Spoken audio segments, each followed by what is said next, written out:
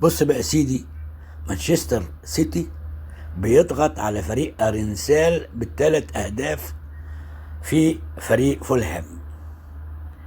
اللي فاكر ان سباق الدوري الانجليزي خلص يبقى محتاج يفكر شويه. مانشستر سيتي رجع يوري ارنسال ان الصداره مش بس سهله ابدا، لا ده كانت في مباراه استعراضيه امس الاربعاء. مانشستر سيتي فاز على ضيفه فولهام بثلاث اهداف نظيفه في الجوله 26 من الدوري الانجليزي الممتاز. ده معناه ان الفريق قلص الفارق مع ارسنال المتصدر لثلاث نقاط فقط. الهدف الاول جابه سيموني، انطوان سيموني، وبطريقه جميله جدا ومنظمه، والملعب كله اشتعل من الفرحه. الهدف ده خلى مانشستر سيتي يدخل مباراه بثقه كبيره جدا، وفولهام بدا يحس ان الليله طويله جدا.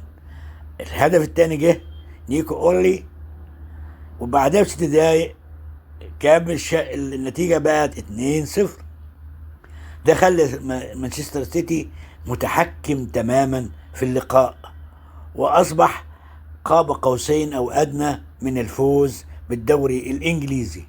عشان كده بقول لك ان الدوري الانجليزي لسه ما خرجش، في مفاجآت كتيره، وخاصه بعد الجيم والمباراه اللي تمت ما بين مانشستر سيتي وفولهام، وكان فيها تفوق واضح تماما لمانشستر سيتي.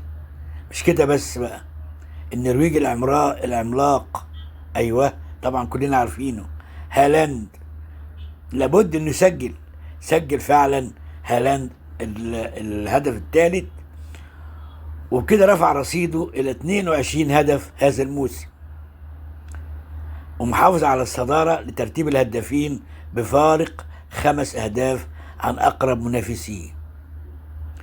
خد بالك الفوز رفع رصيد السيتي الى 53 نقطة بالمركز الثاني، قرب مانشستر سيتي من فريق ارنسال كتير قوي. اللي انا عايز اقوله لك ان يعني خد بالك، المباراة دي مش مجرد اهداف، دي رسالة واضحة لكل الفرق. الصدارة مش هتهديها لحد بسهولة. هالاند مستمر في هذا الشباك، والفريق كله بتاع مانشستر سيتي جاهز يضغط على ارنسال حتى اخر جولة. خد بالك المتأكدين منه ان احنا هنشوف متعة واثارة وصراع على القمة لسه في اوجه. حبيت اقول لك على فوز مانشستر سيتي امس الاربعاء. تحياتي.